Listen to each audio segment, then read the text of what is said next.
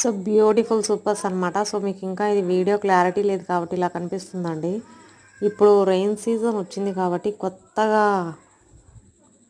Flowers వస్తున్నాయి. చాలా మంచి స్మెల్ వస్తుందండి. సో చీకటి పడేసరికి ఇవన్నీ కూడా విరజాజులు. విరజాజులు అంటే మీకు అందరికీ తెలిసిందే అండి. సెంట్ జాజి అని కూడా అంటారు చాలామంది. సో వెరీ బ్యూటిఫుల్ స్మెల్ అనమాట.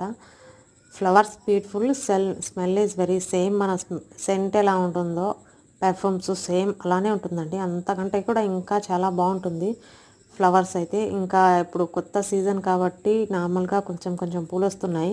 ఒక చిన్న చెట్టు అయినా సరే 2-3 మూరలు గ్యారంటీగా వస్తాయి.